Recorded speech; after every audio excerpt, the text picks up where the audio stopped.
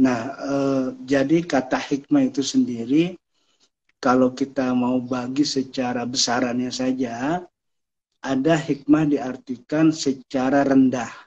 Itu yang berkembang di masyarakat. Sehingga kalau kita menyebut ahli hikmah atau orang desa menyebutnya ngehikmah, itu cenderung atau sama malah dengan yang kita sebut dukun.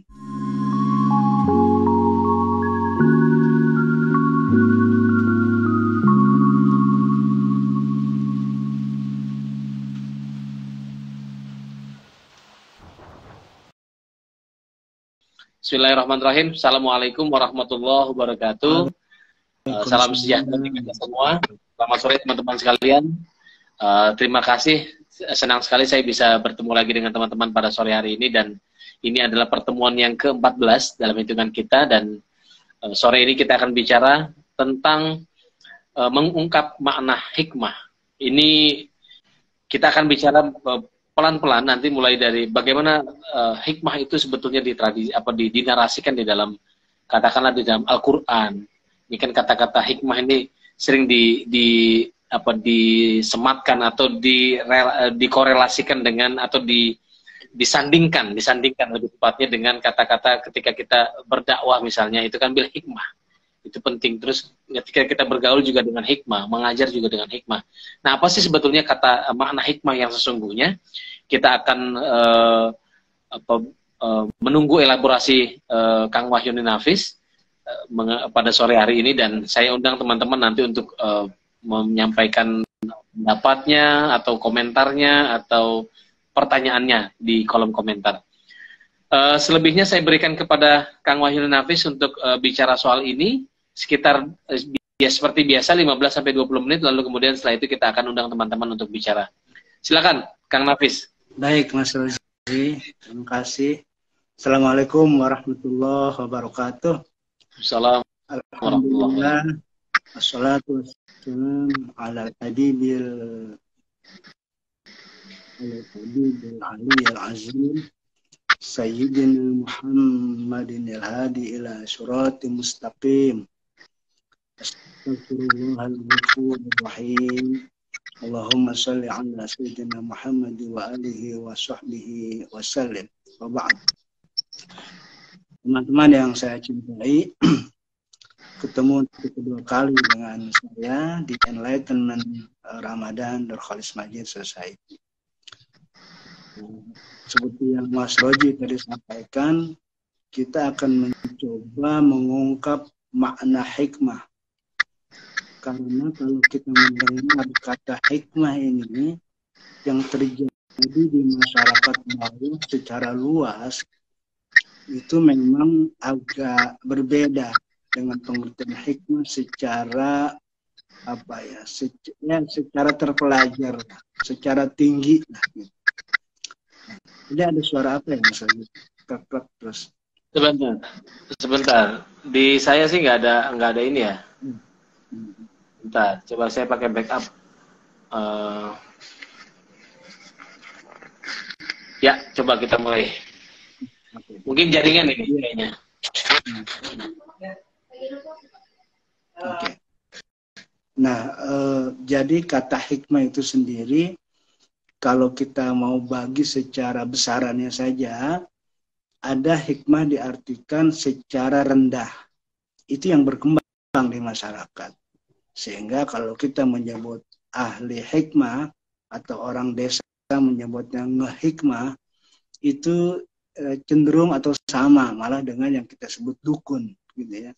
Jadi wah dia mah ahli hikmah. Nah itu image kita di masyarakat, kalau orang bilang ahli hikmah, itu dia bisa menyembuhkan orang sakit, bisa minta air supaya usahanya maju gitu, dan seterusnya. Bahkan bagi laki-laki yang jomblonya cukup lama, bisa jadi untuk minta pelet kepada orang yang disebut ahli hikmah tadi itu.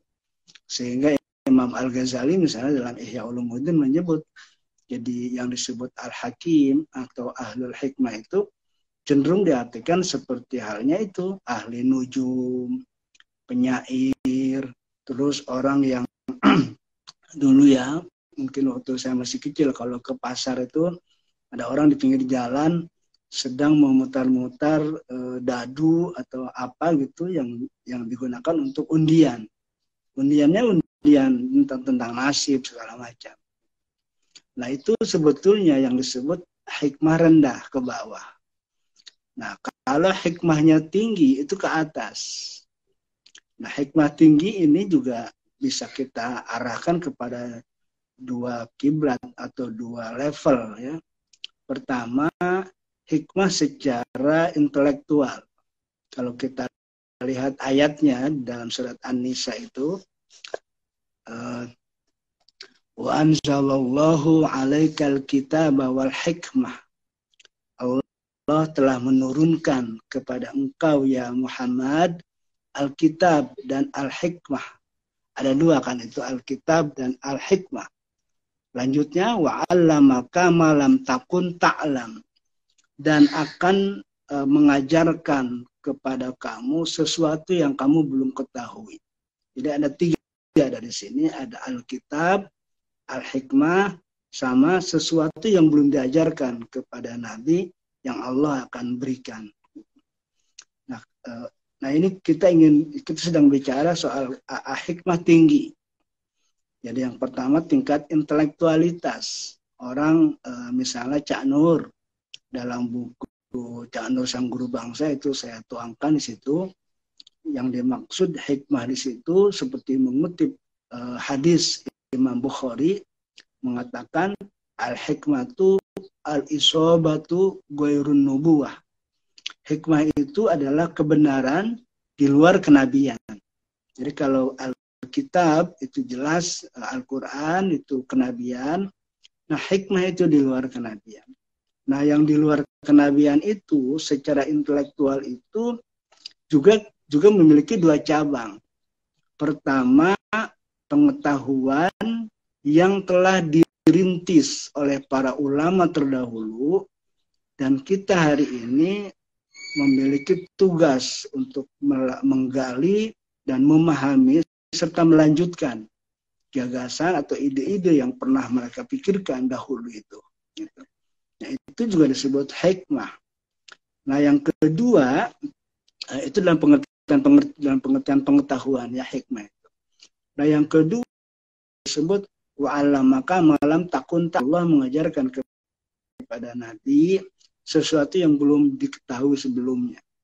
Nah itu kalau menurut Cak Nur itu menyangkut riset dan penelitian.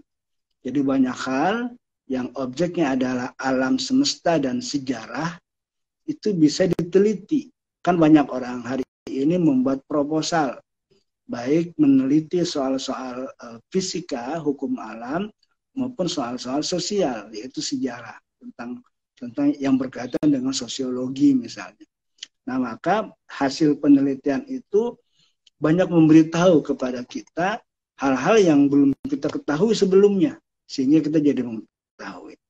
Nah, maka hikmah yang pertama dari aspek yang tinggi ini adalah menyangkut pengetahuan, menyangkut intelektualisme. Nah, hikmah yang level kedua, yang tinggi ini, hikmah dalam pengertian tinggi dan level kedua adalah hikmah dalam pengertian spiritual. Nah, ini kadang-kadang terkecoh nih hikmah dalam pengertian spiritual ini dengan yang terjadi di masyarakat. Jadi kalau di masyarakat memang ya kita sebut saja dalam bahasa kita dukun gitu, kahin ya dalam bahasa Arab itu. Dukun itu kan dia memiliki wirid atau aurad, wirid-wirid tertentu yang memang sudah di awal sudah bertujuan. Misalnya tujuannya supaya bisa menyembuhkan, tujuannya supaya macam-macam. Jadi sudah pamrih dari awal. Sehingga dia diberikan oleh syekhnya gitu, oleh gurunya amalan tertentu. Bisa bentuknya ayat-ayat Al-Quran, bisa sholawat, bisa doa-doa zaman ulama terdahulu lah. Para nabi, mungkin juga para wali, tapi sering kemudian digunakan secara kurang pas. Nah, kalau hikmah spiritual yang tinggi ini adalah hikmah yang diberikan, yang dianugerahkan oleh Allah berupa warid. Warid kita tahu, wirid itu adalah zikir atau teks atau pelafalan dari yang kita wiridkan. Warid adalah hasil atau buah dari wirid. Nah, orang yang saya sebut hikmah spiritual yang tinggi ini adalah dia tidak men-start di awal supaya dia bisa ini bisa itu. Dia murni lillahi ta'ala memang untuk taqarrub ilallah. Maka doa yang diucapkan sebelum zikir atau wirid itu biasa yang diajarkan oleh Rabiah Adawiyah. Ilahi anta maksudi waridoka matlubi. Ya Allah, engkaulah tujuanku dan hanya ridhomu yang aku minta, ridhomu yang aku harapkan. A'tini mahabbataka wa ma'rifataka. Berikanlah kasih sayangmu dan pengetahuanmu. Nah, doa ini yang dilakukan oleh orang-orang yang dalam pengertian spiritual tinggi, yang nanti dia akan insya Allah akan dianugerahkan tanpa orang itu meminta warid dari Allah, sehingga orang itu memiliki dalam bahasa kewalian disebut karomah. Memiliki karomah atau kemuliaan-kemuliaan tertentu yang di luar kebiasaan, di luar hukum alam yang biasanya terjadi secara umum gitu. Nah, maka orang yang memiliki spiritualitas tinggi dalam pengertian nanti diberi hikmah oleh Allah berupa warid tadi itu, maka misalnya ada orang yang melafalkan membaca sholawat tertentu. Tiba-tiba ada orang datang minta tolong, sakit, diberi air, sembuh. Dan itu warid dari Allah. Dan warid dari Allah itu ada syarat, kata Allah. Harus amanah. Apa itu amanah? Tidak boleh mengungkapkan atau membicarakan, menceritakan warid yang dimiliki oleh seorang salik atau seorang mukmin yang melafalkan wirid tertentu, disampaikan kepada orang-orang yang tidak memberi manfaat, misalnya kepada orang umum. Tapi kalau kepada guru kita itu perlu kita sampaikan supaya guru atau mursyid itu memberi arahan kepada seseorang yang diberikan warid itu. Kenapa ini penting? Karena sangat mungkin anugerah hikmah yang berupa anugerah warid yang saya sebutkan tadi itu sangat mungkin memang datangnya dari jin. Ya, ini yang tadi saya bilang tipis dengan hikmah tingkat rendah tadi itu. Jadi orang yang melafalkan wirid tertentu secara rutin atau istiqomah itu kan biasanya jin dengan senang hati datang kepada orang itu untuk menjadi khodam. Kita kenal istilah khodam kan, di wilayah Banten udah omongan biasa tuh harian ya gitu. Khodam. Dan khodam itu dari bangsa jin. Khodam itu dari Nah, karena itu suara muncul lagi nih Mas Waji. Suara krek-krek. Oke, saya lanjutkan. Oke, lang. Nah, jadi biasanya yang datang dengan sukarela. Kalau zaman kita kan jin sukarela kepada kita. Oh, dia senang menjadi khodam manusia. Karena kalau sudah jadi khodam, manusia memanfaatkan dia. Nah, itu ditunggu. Pada saat manusia memanfaatkan dia, minta tolong ini, minta tolong itu, itu nggak gratis bagi jin. Maka dia pun akan minta sesuatu dari manusia. Makanya Al-Quran jelas mengatakan kita tidak boleh berhubungan sama jin. Wa annahu kana rijalun minal insi ya'uzuna birijalin minal jin. Ada sekelompok laki-laki dari bangsa manusia meminta pertolongan kepada laki-laki bangsa jin. Tapi apa yang terjadi? Kata Al-Quran di surat Al-Jin, fazaduhum rohaqo. Yang terjadi adalah manusia yang minta tolong sama jin itu tambah sesat. Ya. Jadi bukannya malah baik. Maka itu bentuknya larangan sebetulnya dalam bahasa yang sangat yang tidak langsung tapi tegas, artinya bahwa manusia dilarang berhubungan dengan jin. Walaupun biasa kalau yang dilarang oleh Al-Quran kan manusia kebanyakan cenderung melanggarnya. Pokoknya kalau sudah ada larangan cenderung melanggar manusia itu. Nah, kita dilarang berhubungan sama jin. Sekian puluh ribu banyak sekali orang di daerah-daerah tertentu yang biasa mereka berhubungan sama jin. meminta tolong ini, tolong itu. Iya, iya. Bahkan yang lucu yang ahli di tingkat bawah itu Mas Rozi, ada orang sakit dikerjakan oleh jin, minta tolong sama dukun yang juga menggunakan jasa jin. Jadi jin diusir oleh jin dan mereka tertawa itu. Kita kecohkan aja itu manusia gitu. Nah, oke, kira-kira itu. Jadi agak sering terkecohkan sebagian besar manusia oleh apa yang disebut hikmah tadi itu. Maka saya ingin lanjutkan hikmah yang tinggi pada tingkat spiritual. Nah, aurat, wirid atau zikir yang benar dengan warid yang benar dari Allah adalah memiliki apa namanya yang kita sebut mungkin semacam ciri-ciri. Pertama, warid itu tidak pernah di awal diminta oleh pelaku zikir atau wirid. Yang kedua, kalau warid itu datangnya dari Allah, dia bersifat sangat sunnatullah. Dia tidak melanggar hukum alam. Jadi dia terjadi seperti biasa dan ya bisa terjadi biasa itu termasuk ini. Kalau ada orang datang sakit panas, anak kecil minta air, bacain Fatihah, kasih air, itu boleh. Karena apa? Karena dulu Rasulullah juga melakukan itu.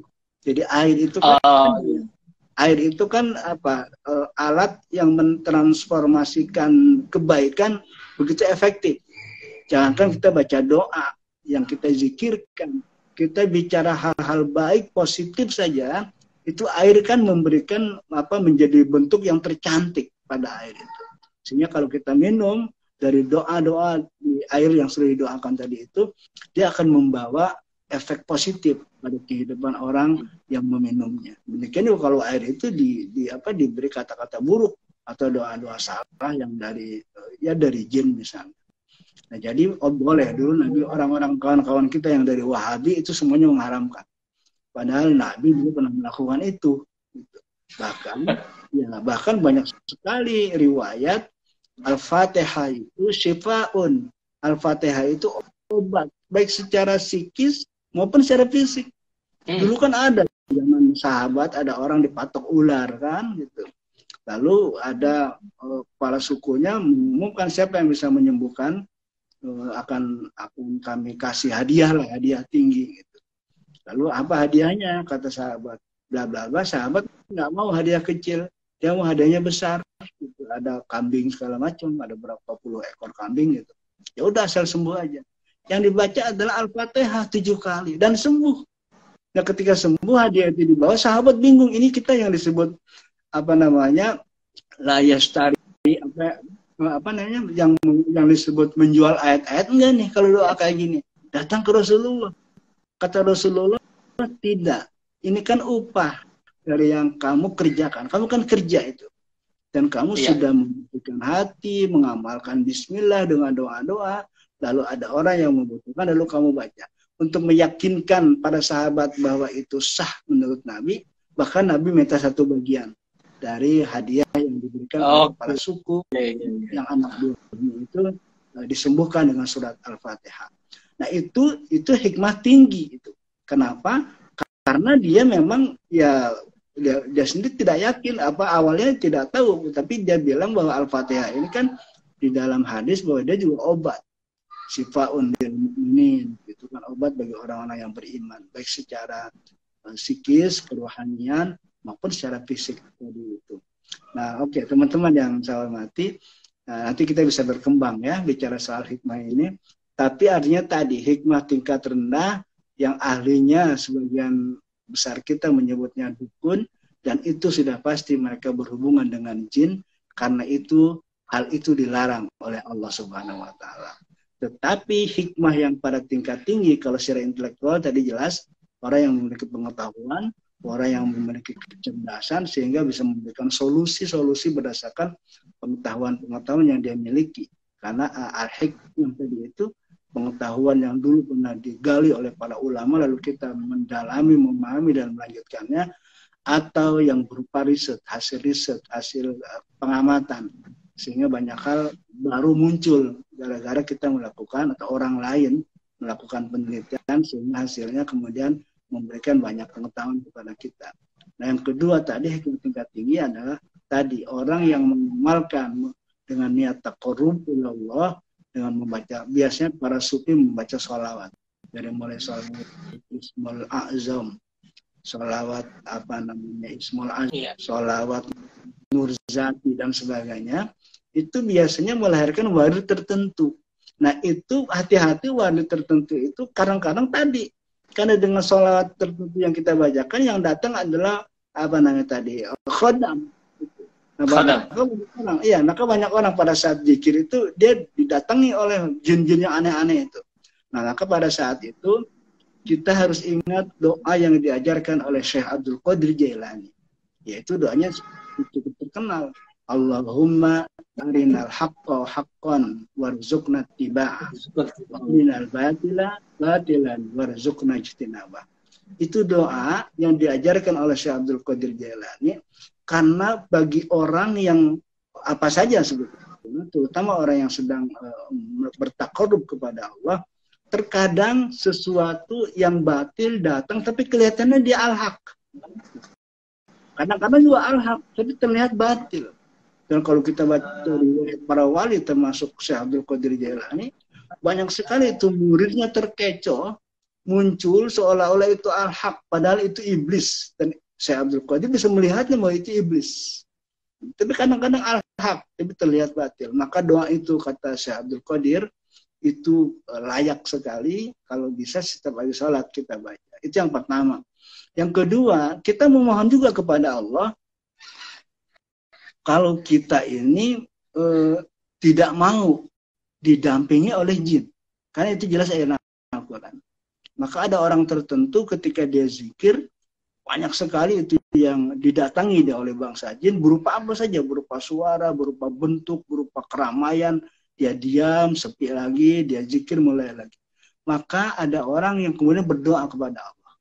Ya Allah, jangan kau kirimkan jin kepadaku. Karena khawatir akidahku, tauhidku melenceng, menyimpang. Karena jin itu memang targetnya yaitu. Ada orang mengatakan jin itu transisi untuk menuju iblis, untuk menjadi iblis. Kalau iblis kan bosnya kan, dia dari bangsa jin kan. Nah, bangsa jin yang kemudian menjadi iblis. Dan tingkat spiritualnya sangat tinggi iblis itu. Dalam satu kisah, iblis itu kan dulu sebelum ada Nabi Adam, kerjanya berzikir dengan para malaikat, dia sampai ke aras Allah. Dan dibimbing langsung secara mursyid oleh malaikat Jibril. Tapi Allah Maha tahu bahwa di antara yang berzikir ini, yaitu bangsa iblis, ini ada yang nggak tulus, ini ada yang sombong, ada yang nggak tawadu. Maka ujiannya adalah diciptakan Nabi Adam. Ketika Nabi Adam sudah diciptakan, Allah kan berfirman kepada para malaikat, wa izqulna lil malaikati usjudu li Adam. Allah berfirman kepada malaikat, kalian sujudlah kepada Adam. Lalu kemudian fasajadu illa iblis. Mereka semua sujud, para malaikat, kecuali iblis. Jadi iblis tidak mau mengikuti perintah Allah untuk bersujud kepada Adam. Banyak alasan. Alasannya ada, engkau menciptakanku dari tanah, sementara Adam kan, engkau menciptakanku dari api, kata iblis, sementara engkau menciptakan Adam dari tanah. Itu artinya rasis, aku lebih mulia dari Adam. Dan disebut dalam surat dalam ayat yang terusan ayat tadi itu Al-Kahfi, kana minal jin. Jadi iblis yang tadi tidak mau bersujud itu berasal dari bangsa jin. Nah karena itu kita harus berdoa kepada Allah. Jadi cerita orang tadi dia berdoa, ya Allah jangan kau kirimkan jin kepadaku. Tapi kalau kau anggap aku layak, maka kirimkanlah untuk mendampingiku malaikat. Nah, biasanya orang yang sedang asik bertakarrub kepada Allah itu langsung dikabulkan sehingga menjadi sepi, karena malaikat itu kan jin itu gaduh dia dengan nafsunya, egonya yang tinggi itu kan, tidak bisa diam sehingga segala macam. Kalau malaikat tenang dan tidak aneh-aneh. Nah maka sejak itu orang yang berdoa, pertama doanya dari Syekh Abdul Qadir Jailani tadi, yang kedua doa terakhir dalam bahasa masing-masing. Jangan kau kirimkan jin kepadaku, tapi kalau kau anggap aku layak, kirimlah malaikat untuk mendampingiku. Nah itu insya Allah harus terus dikemukakan. Insya Allah kita akan dilindungi oleh Allah agar tidak diganggu oleh jin. Karena jin hari-hari ini sangat atraktif dia. Show up dia di depan orang-orang. Iya, dia mau dengan cara macam-macam supaya jin yang sudah dalam bentuk pimpinannya tadi itu iblis digunakan, diambil jasanya oleh manusia. Dan ada banyak sekali orang hari ini menggunakan jasa jin dengan alasan apapun. Saya kira sebagai pengantar Mas Roji itu supaya ini menjadi kesadaran buat kita ya, agar juga menjadi waspada. Saya kira itu. Terima kasih sementara Mas Roji. Okay. Baik, terima kasih Kang Nafis. Ini satu pengantar yang saya kira cukup menarik ya. Soal pergeseran kata makna hikmah tadi, hikmah yang dimengerti di dalam masyarakat umum misalnya, lalu kemudian Pak Nafis kemudian memberikan satu pemaknaan terhadap hikmah tadi yang sifatnya tadi rendah, lalu kemudian ada yang sifatnya pengetahuan, dan yang terakhir adalah soal spiritual, jadi hikmah spiritual.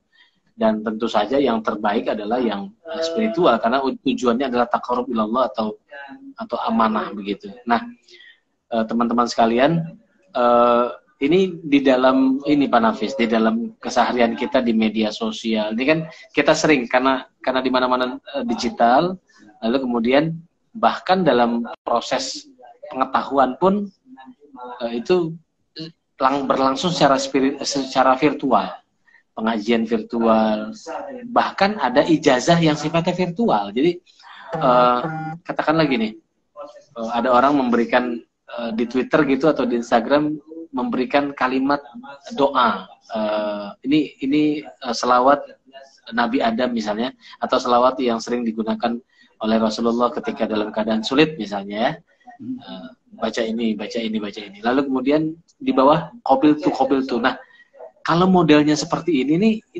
gimana? Apakah dia nyambung? Karena kan keharusan di dalam mengamalkan satu amalan itu kan harus ada sanadnya, harus ada sambungannya. Jadi supaya dia punya konteksnya, Pak Nafis. Ya. Nah ini gimana kalau konteksnya seperti ini? Ya, ini memang sangat fenomenal sekarang ya. Di samping karena kita dipermudah secara digital. Itu sebetulnya secara prinsip boleh-boleh saja.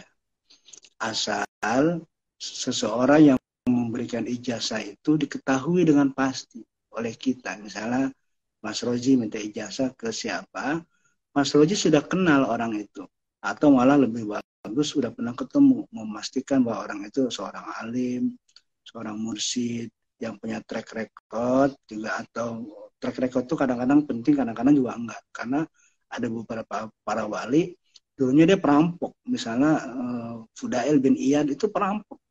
Tapi kemudian ketika dia mau ngerampok, ada target yang dirampok itu sedang baca Quran, dia tersadarkan, lalu dia insaf sadar, dia angkat oleh Allah menjadi wali. Jadi kadang-kadang itu harus menjadi perhatian kita. Nah kalau orangnya sudah ya kita yakin dia alim memang dan dia mursyid gitu, dan nanti akan ada ciri-ciri mursyid itu apa gitu.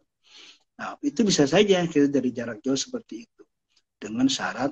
Tentu kalau dalam bahasa bank itu kan syarat dan ketentuan berlaku gitu. Artinya dia punya wudu gitu kan, ketika orang itu mengatakan ajaztuka atau ajaztukum gitu, misalnya ajaztukum hazihi sholawat kama ajazani masyayikh gitu.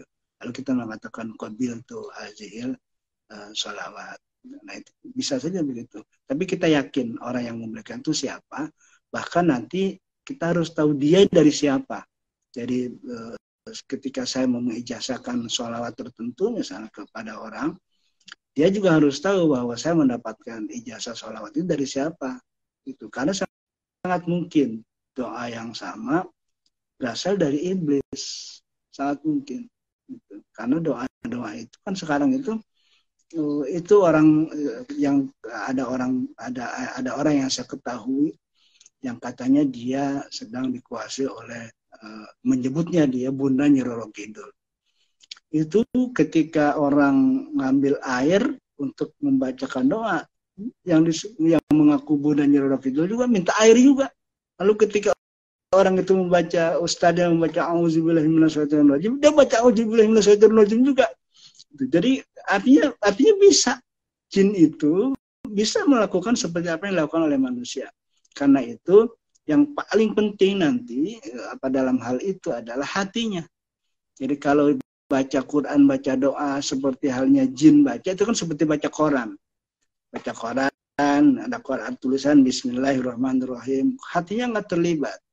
Seperti halnya orang sholat, Allahu Akbar, sampai Allah nggak terlibat. Maka kata Nabi, la sholata illa bihuduril qalbi. Tidak ada yang namanya sholat kalau tidak menghadirkan hati. Karena kalau tidak menghadirkan hati, kayak burung beo dia. Jadi tidak ada efek spiritual yang baik. Gitu. Nah itu juga sama. Gitu. Jadi orang itu harus tahu, kenal sama orang yang mengijazahkan itu. Lalu tujuannya jelas positif, taqarrub ilallah, dan dilakukan atau disetujui oleh Nabi kita, Nabi Muhammad. Karena zikir yang disetujui yang kita sebut mu'tabaroh itu kan karya cipta para wali.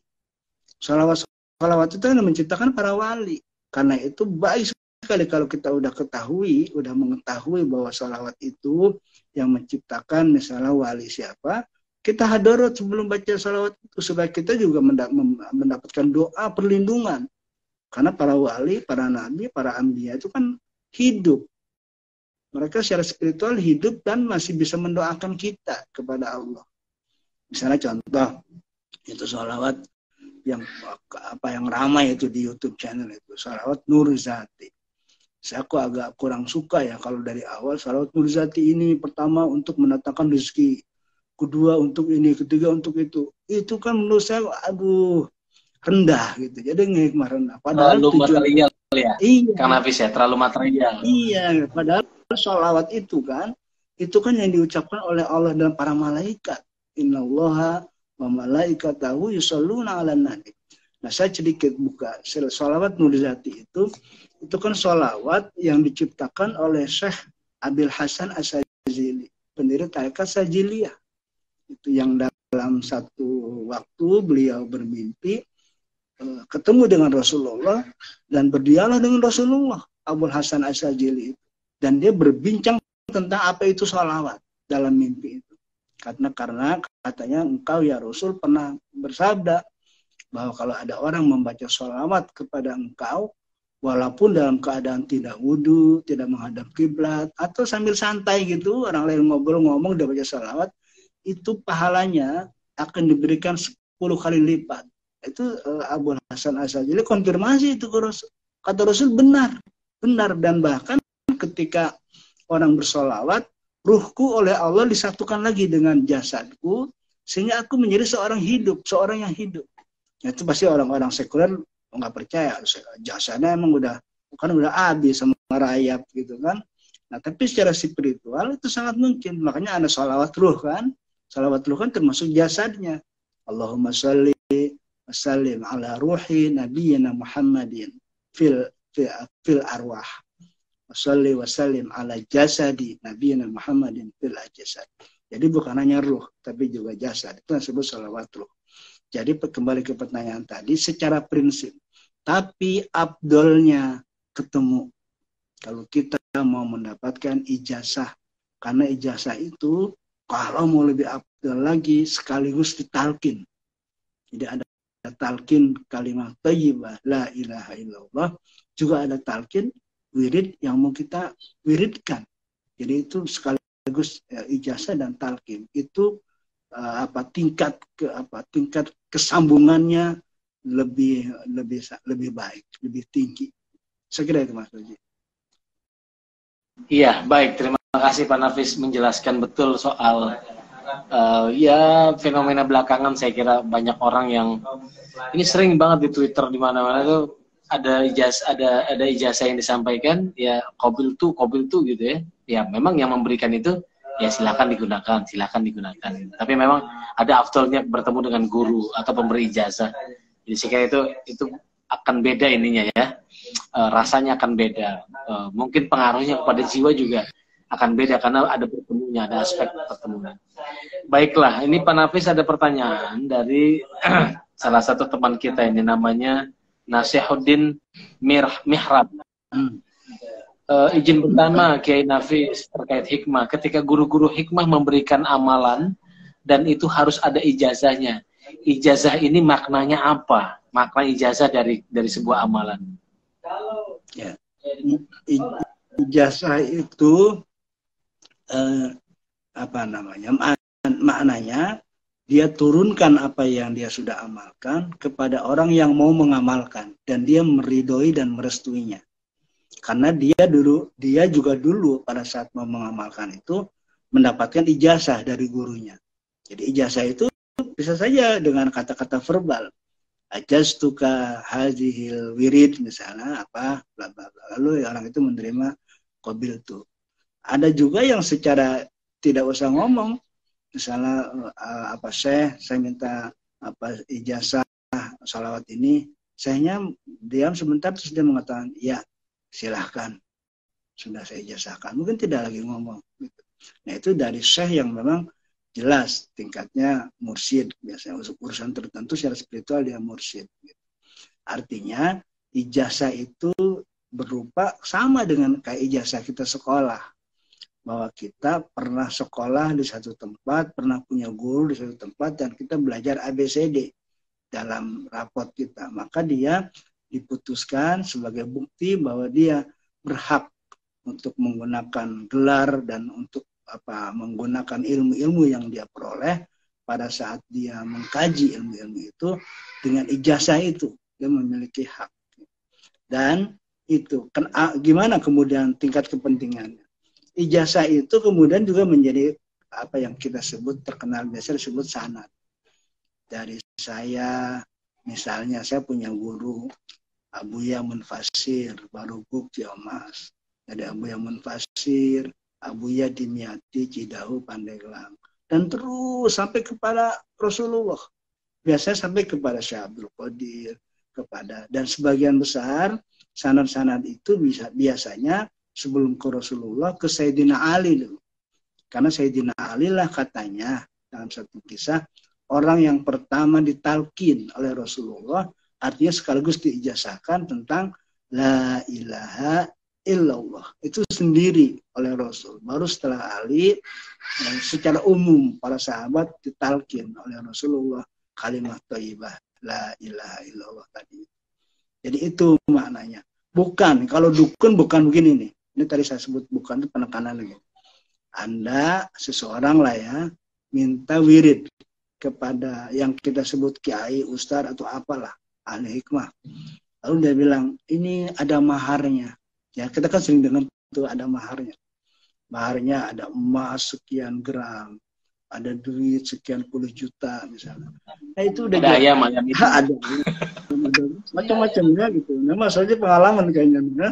Nah terus, nah itu artinya kalau dari awal si guru sudah mengatakan mahar, itu jin.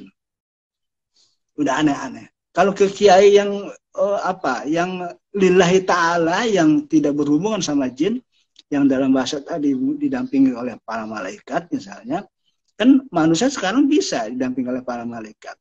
Cuma kan nanti ada orang yang menyadari bahwa dia didampingi oleh malaikat sehingga bisa berdialog. Ada orang yang tidak menyadari, sedang dia tidak bisa komunikasi dengan malaikat. Sama dengan para wali. Ada wali yang tahu bahwa dia wali, sehingga dia bisa bicara, melihat alam gaib segala macam.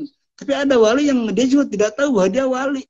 Itu kan ada wali yang dulu katanya ada orang, nah ini kisah-kisah ini banyak ya, kalau kita membuka kitab Al-Hikam misalnya banyak. Ini sebagai contoh saja, wali yang tidak tahu bahwa dia wali. Jadi ada satu orang saleh sekali, namanya saya nggak sebut ya. Nanti suatu waktu kita buka itu kitab itu.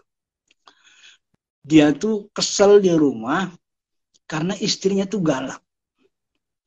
Galak, bukan hanya cerewet, galak sampai mukul segala. Allah dia pusing ya Allah, udahlah dia pergi ke gunung. Nah rupanya di gunung itu ada 3 orang yang sedang ziarah, ziarah untuk takarrub kepada Allah. Tiba-tiba ada satu ilham lah kepada mereka bertiga. Kalau kamu menziarahi di sini gitu di tempat ini, kamu nanti minta aja doa kepada seseorang yang mau datang ke sini. Itu dia waliullah. Tiba-tiba datang yang tadi dimarahin oleh istrinya tadi itu.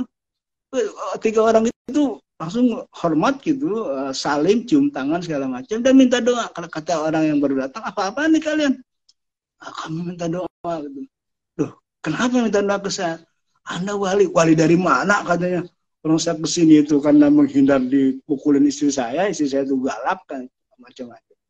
Dan rupanya ini cerita ini juga terjadi secara tinggi terjadi pada Syekh Imam Ar-Rifai, pendiri tarekat Rifaiyah.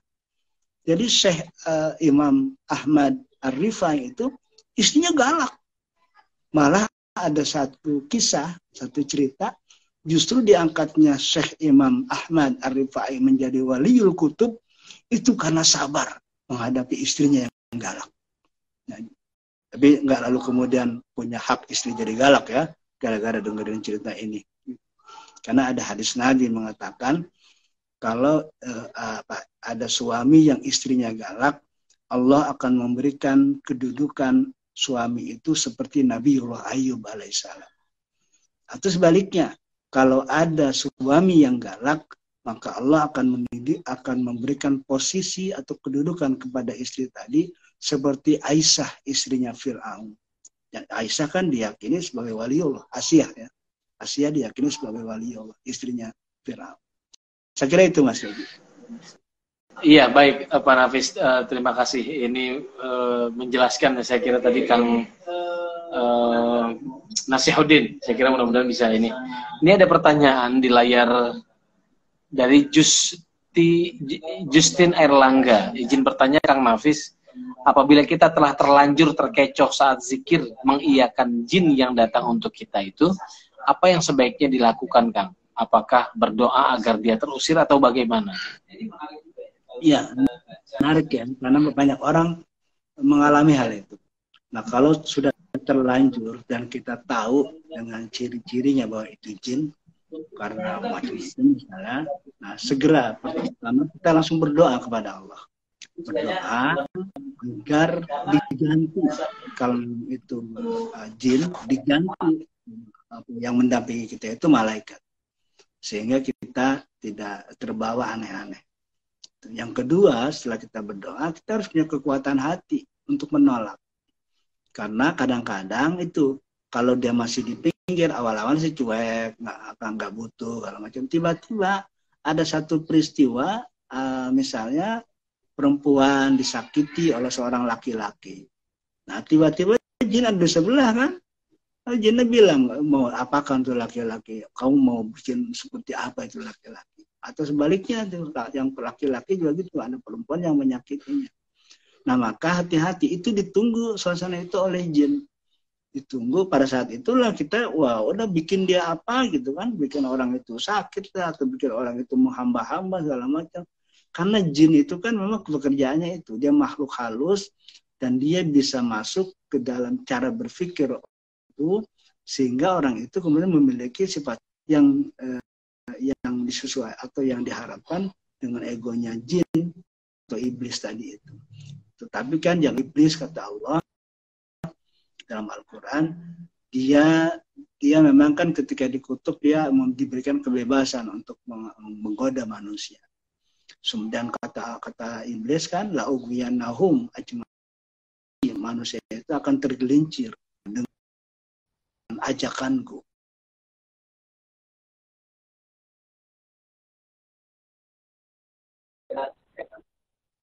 Dan merubah pandangan seolah-olah kemaksiatan atau keburukan itu dalam pandangannya menjadi baik, dan sebaliknya kebaikan itu dalam pandangannya menjadi buruk. Jadi la uzayyinanna, nah itu dihiasi, kebaikan dihiasi menjadi seolah buruk sehingga dia nggak mau melakukannya, keburukan dihiasi menjadi baik sehingga dia senang melakukannya. Makanya doa Syekh Abdul Qadir tadi menjadi penting, ya arinal haqqo haqqo tadi.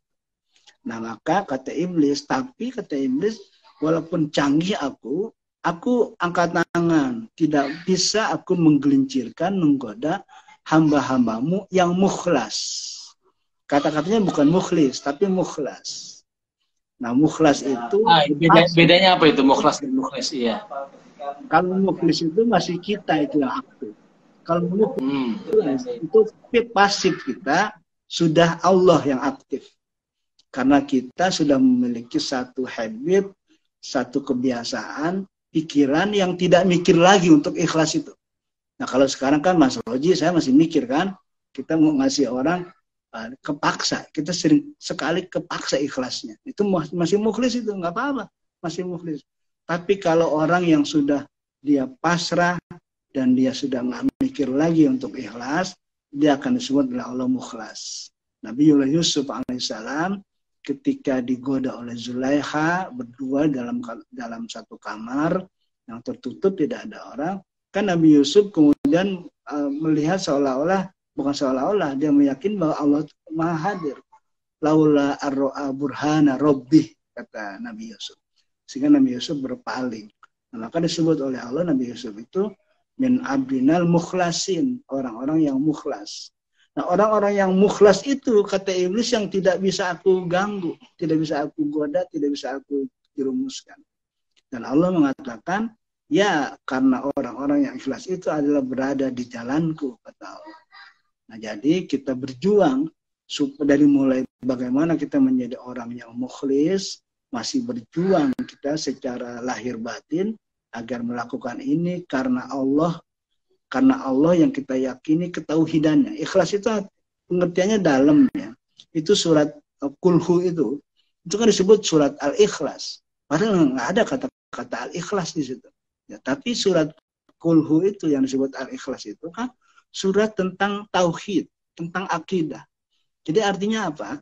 Orang yang akidahnya benar, tauhidnya benar, itu ikhlas dia. Jadi karena Allah yang apa? Allah itu yang apa? Yang diyakini apa Allah itu? Yang Allah, Qul huwallahu ahad, Allahus samad. Jadi ikhlas itu kalau kita meyakini karena Allah, Allah dalam pengertian surat Al-Ikhlas itu. Itu bukan Allahnya macam-macam gitu. Allahnya karena, dan itu hati-hati itu tadi soal iblis. Karena iblis itu dia akan datang dengan memberi berbagai macam keistimewaan. Ada ketenaran, ada apa namanya, kekuasaan. Itu kan kita sering dengar. Keinginan untuk dipuji, iya betul. Kita sering dengarkan itu anggota dewan biar kepilih kan banyak minta tolong sama jin kan. Nah, kedukun lah, datanya kedukun, lalu dukun minta tolong sama jin. Cuman dua-duanya agak bego tuh ya, dukun sama calon anggota dewan yang datang. Ya kalau dukun bisa begitu, kenapa nggak dukun aja jangan di anggota dewan kan? Dia bisa, artinya nggak usah orang lain.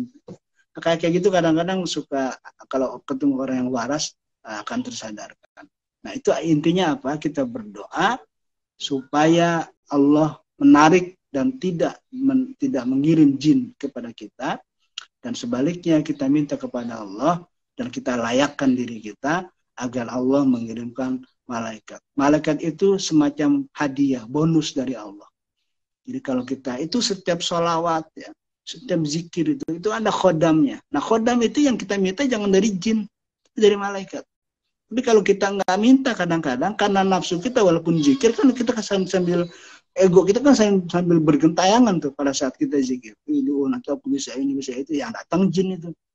Apalagi ada gurunya dukun itu. Oh kamu mantap nih, bayar mahar kepada saya. Ini pasti kamu mujarab kalau ini mulai itu segala macam. Jadi hati-hati, itu agama sudah mulai terkecoh. Dan itulah kata banyak ulama, termasuk Imam Al-Ghazali. Jadi ulama-ulama yang tidak jelas, kiai-kiai yang tidak jelas, ketika dia berhubungan ya'uzuna birijalin minal jin, fisiknya dia kiai ya, ustadz dia, mu'alim, bahasa Arabnya bagus, sholatnya rajin. Tetapi dia diam-diam ya'uzuna birijalin minal jin. Dia meminta pertolongan. Kalau ada orang datang minta ini minta itu, dia minta tolong menggunakan jasa jin. Makanya hindari, karena madoratnya lebih besar dan Allah melarang keras untuk berhubungan dengan jin. Saya kira itu Mas Raji. Terima kasih Kang Nafis. Mas Justin semoga bisa menjawab tadi pertanyaan dari Anda tadi. Nah berikutnya ini ada dua lagi pertanyaan, jadi saya kira ini penutup saja. Yang pertama soal makna zikir yang hakiki itu sebetulnya apa, Ustaz? Ya, makna zikir hakiki yang seperti dilakukan oleh Nabi dan para Nabi terdahulu sebelum Nabi Muhammad adalah ucapan La ilaha illallah. Abdul kuntu ana, kata Nabi. Abdul kuntu ana wa maqalahun nabiyuna min qabli la ilaha illallah. Itu zikir yang hakiki itu. Nah, nanti kalau ada tarekat tertentu yang memiliki variasi-variasi lain. Kalau Qadiriyah Naksabandiyah, terutama yang diajarkan oleh Aba Anam Suryalaya, itu kan la ilaha illallahnya 165 kali. Lalu setelah itu diam, mulutnya mingkem, lidahnya ditekuk ke langit-langit, baca dalam hati Allah, Allah, Allah 200 kali setiap habis sholat. Jadi 165 kali zahar, la ilaha illallah. Setelah itu diam, dalam hati baca Allah, Allah, Allah 200 kali. Di awal zikir la ilaha illallah itu baca doa yang tadi Robi'ah Adawiyah ajarkan. Ilahi anta maksudi, waridoka matlubi. A'tini mahabbataka wa ma'rifataka. Dan hati-hati, walaupun doa ini udah kita baca, nanti jin pada tingkat tertentu dia akan datang membawa berbagai macam keistimewaan. Bisa kesaktian, bisa datang bawa golok, bawa samurai, bawa batu merah delima yang banyak orang menginginkan itu, gitu kan? Itu banyak datang. Nah, kalau kita tergoda, ingat loh, ilahi anta maksudi, bukan batu itu loh, bukan samurai itu maksudi. Jadi itu harus menjadi keyakinan kuat bahwa hanya engkaulah ya Allah tujuanku. Bukan batu, bukan kesaktian, bukan kekayaan, bukan ketenaran. Waridoka matlubi, dan hanya ridhomu yang aku butuhkan. Itu harus ingat. Itu yang disebut zikir hakiki itu. Jadi dia tidak tergoda oleh tawaran-tawaran jin berupa kesaktian, segala macam. Dan kadang-kadang jin itu menyuruh, bukan seolah-olah dia bukan jin, jadi satu kebenaran. Jadi, enggak, dia bukan jin. Makanya banyak orang yang sudah dipengaruhi oleh jin, dia bersikeras bukan jin ini, bukan jin gitu. Kalau orang yang pada makom tertentu bisa merasakan. Bahwa kalau pada tingkat itu biasanya memang satu indikasinya soal rasa. Soal rasa yang kalau dia bukan malaikat, itu pasti ada sesuatu yang lama-lama janggal. Nah, maka tadi pertanyaannya bagus, zikir yang hakiki. Jadi zikir yang hakiki itu yang menggabungkan juga bahwa orang yang berzikir tidak lalu kemudian tidak membaca kitab, tidak membaca buku, tidak sekolah. Tetap dia. Karena kan tadi hikmah dalam pengertian yang saya uraikan dari uraian Cak Nur tadi itu, orang yang ahli hikmah itu kan seorang intelektual dia. Dia menguasai, memahami ilmu-ilmu ulama terdahulu, lalu melanjutkannya. Lalu yang kedua, dia melakukan riset, meneliti dengan berbagai macam hukum alam, baik secara fisik maupun secara sosial, sehingga ilmunya bertambah. Jadi Rasulullah itu memberi contoh dua hal itu. Jadi batinnya dia berzikir kepada Allah agar kuat dia menghadapi berbagai macam tantangan-tantangan yang sifatnya batin tadi itu, dan fisiknya dia belajar berbagai macam pengetahuan. Makanya kata Al-Quran, wa 'allama kama lam takun ta'lam. Aku ajarkan engkau sesuatu yang belum pernah engkau ketahui. Artinya apa? Sekolah, baca buku dan sebagainya. Maka kata Ummi di sini itu banyak orang yang sudah meneliti, artinya bukan buta huruf. Ummi itu saya sudah cek juga dalam Al-Quran, ini soal pengetahuan ya, yang lalu kemudian orang disesatkan gara-gara punya arti ummi yang berbeda secara umum, berbeda dengan pada umumnya. Kata-kata ummi itu sebetulnya artinya kalau kita mau baca teks-teks Al-Quran yang ada kata umminya, artinya adalah bahwa Nabi Muhammad itu bukan dari kaum atau bukan orang yang membaca kitab-kitab terdahulu, juga bukan dari kaum yang pernah diberikan kitab terdahulu. Itu kata ummi. Nah, walaupun sebagian besar orang mengartikan Nabi Muhammad ummi biar dengan alasan supaya tidak terkecoh katanya bahwa Quran itu tidak ada intervensi Nabi. Tetap saja Nabi bisa baca, Nabi pintar sekalipun seorang cendekiawan, Quran itu nggak diintervensi oleh Nabi, karena itu datang dari Allah ke dalam hati Rasulullah SAW. Nah, yang terakhir nih Mas Uji soal hati tadi. Kalau nggak ada pertanyaan lagi ya, kalau dari Allah datangnya, itu pengertian pemahaman itu datangnya ke hati. Tidak ada objek di luar hati kita. Tapi kalau ada tawaran sesuatu datangnya dari objek di luar diri kita, apakah dia cahaya, apakah dia apa gitu ya, suara gitu, itu pasti dari iblis. Jadi jangan diambil. Karena kalau dari Allah itu datang dari hati. Dan cahaya itu, kalau kita baca Miskatul Anwar ya, Imam Al-Ghazali, itu ada orang yang ngobrol sama saya, nanti saya kalau habis tahajud itu ada cahaya di depan saya. Nah itu jangan kemudian berhenti di situ. Karena kata Miskatul Anwar, ada 70.000 cahaya itu untuk menuju kepada Allah itu. Kita jangan-jangan cahaya yang pertama ada berapa puluh ribu lagi itu. Jadi kita jangan terhenti oleh itu, termasuk oleh cahaya. Walaupun memang ada Allah kan nurus samawati wal ardh.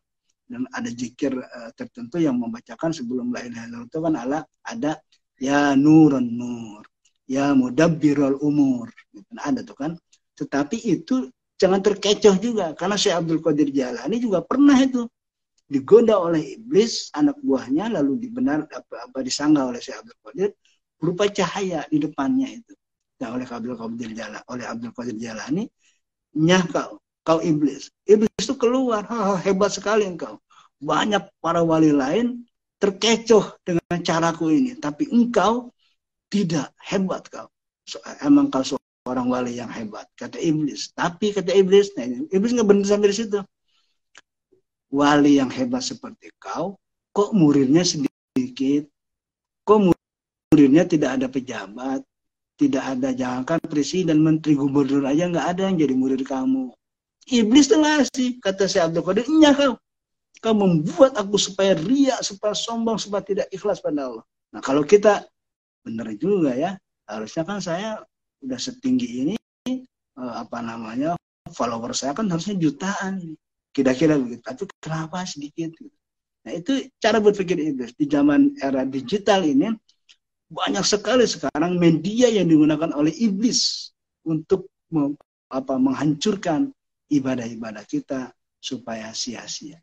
Saya kira itu Mas Raji. Ya, itu menarik sekali soal zikir dan ilmu nih, soal sains ini kan. Padahal para ulama atau setidaknya tidak ya, dalam sejarah Islam kita itu kan kita punya contoh terbaik soal bagaimana ilmu pengetahuan itu betul-betul dibangun, yang itu seluruhnya terinspirasi dari Al-Quran. Jadi Quran mengajarkan atau Islam mengajarkan bukan hanya pada ahli ibadah, pada zikir, tetapi juga pada ahli ilmu pengetahuan gitu. Jadi harus selaras seimbang. Kalau tadi Pak Nafis bicara soal Cak Nur, ya memang yang dituntut oleh Cak Nur sebetulnya bagaimana kita punya etos keilmuan yang kuat dan mendalam, kira-kira gitu. Jadi untuk masyarakat atau umat Muslim terutama tidak tertinggal dari bangsa-bangsa lain dan punya kedalaman lah, kira-kira. Dan itu justru bagiannya adalah bagaimana artikulasinya berasal dari Al-Quran yang memerintahkan untuk menuntut ilmu Quran, yang meninggikan derajat seorang Muslim yang berilmu, yaitu juga Quran gitu. Jadi rujukannya jelas. Pak Nafis, terakhir dari Zainal Abidin. Apakah pengobatan hikmah dan bedanya pengobatan hikmah dan ruqyah? Ini terakhir saja. Hikmah dan ruqyah. Nah itu kalau kita menggunakan kata hikmah lalu digabungkan atau ada kata ruqyah, itu udah yang saya sebut tadi dengan istilah hikmah tingkat rendah. Karena itu hati-hati, ranjaunya cukup banyak. Karena berhubungan dengan jin, dengan iblis gitu. Nah, ru'yah itu saya ada orang datang mengaku dikuasai oleh jin segala macam. Saya baca sholawat aja tuh. Sholawat, lalu dia ngamuk-ngamuk, saya baca sholawat aja, nggak saya sentuh, saya baca sholawat aja, berdoa sama Allah. Keluar itu jinnya. Saya bilang, ada orang, itu namanya ru'yah Ustaz. Saya nggak tahu, saya bilang. Saya nggak pernah tuh main ru'yah-ru'yahan gitu. Ada juga ru'yatul hilal ya, mau Ramadan kan gitu. Nah, ini kalau ru'yah tadi mengusir jin, ada. Itu kan diyakini oleh banyak orang yang mendapatkan warid dari sholawat Nur Zati itu. Kalau orang yang wiridkannya, itu kalau dibaca itu orang-orang yang diganggu oleh jin, iblis itu bisa kita selamatkan, artinya bisa kita keluarkan itu yang mengganggu itu. Nah, ada juga kan ayat kursi. Ayat kursi kan juga ya biasa dilakukan oleh para kiai yang tidak usah berhubungan, karena ayat kursi juga ada yang maharnya itu. Nah, kalau udah bicara mahar tuh, saya tawarin tuh ini maharnya sekian kalau macam, saya langsung ya dengan cara baik. Kalau udah bicara mahar itu jin. Gitu. Jadi hikmah yang tadi hikmah dan ru'yah itu, itulah sebetulnya sudah mengindikasikan relasinya adalah jin. Karena itu kita yang diajarkan oleh Rasulullah saja. Jadi hikmah yang kita maksud adalah pengetahuan di luar kenabian, al-isobatu fi ghairin nubuwah, sehingga kita harus menggalinya. Karena kalau kitab suci dan al-hadis itu kan sudah tertulis. Kita membaca lalu menafsirkan dengan berbagai macam tafsir yang selama ini sudah ada.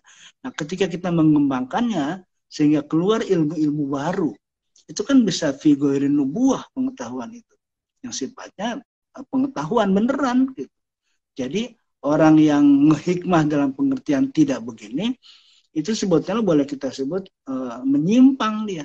Nah, ngehikmah secara spiritual yang benar atau tinggi tadi itu justru tadi untuk menguatkan perjuangannya dalam mencapai ilmu, untuk memperkuat perjuangan menegakkan keadilan sosial, dia harus memiliki kekuatan lahir batin. Maka kalau ada orang melihat Rasulullah kan melahirkan dua dimensi atau dua disiplin pengetahuan aspek fisik. Kalau kita lihat Nabi, aspek fisiknya, sholatnya, puasanya, zikirnya, maka pengamatan terhadap aspek-aspek fisik itu melahirkan disiplin ilmu fikih. Jadi fikih itu adalah ilmu lahir yang dipantau, diselidiki, dilihat, dipelajari oleh para ulama, oleh Nabi. Tetapi ada disiplin ilmu lain, ya disiplin ilmu batin. Melihat Nabi kadang-kadang kalau lagi sholat di luar banyak orang yang tadi diketahui, itu beda dengan kebanyakan orang kalau Nabi sholat di depan orang lain. Zikirnya juga kemudian beda. Itulah kata Nabi untuk membersihkan hati, taqarrub. Itulah yang melahirkan disiplin ilmu tasawuf. Cuma di dunia Islam, disiplin ilmu fikih lebih mendominasi dia. Tapi disiplin ilmu tasawuf kadang ada yang mengharamkan. Kan agak aneh. Katanya berasal dari agama ini, agama itu. Soal ada kemiripan. Agama-agama di dunia ini kan awalnya semua dari Allah. Pasti ada satu kemiripan. Tetapi Islam punya disiplin ilmu tersendiri soal tasawuf itu. Yaitu melihat Rasulullah dari aspek hati, dari aspek batin tadi itu. Nah, puasa ini sebetulnya menjadi sangat lengkap.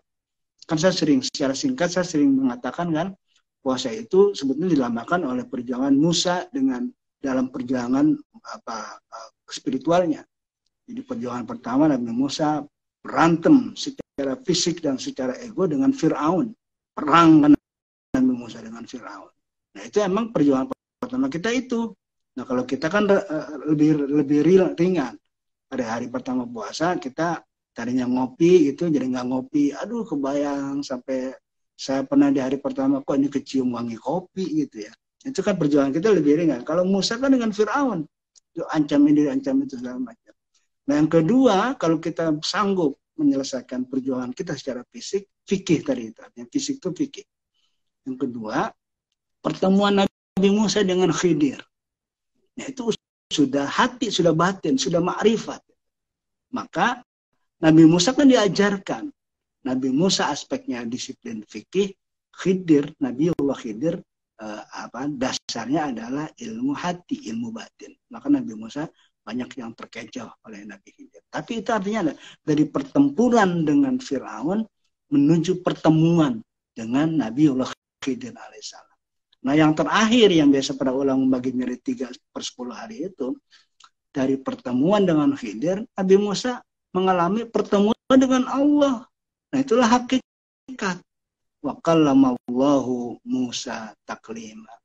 Nah, kita puasa itu jangan hanya aspek fisik gitu. Karena kalau hanya aspek fisik tadi sampai ke ego segala macam, itu Fir'aun.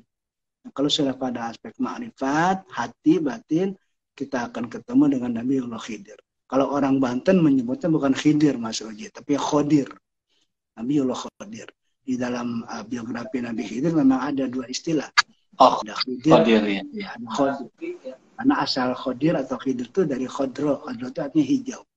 Dan ada kisahnya kenapa beliau disebut Khidir atau Khodir.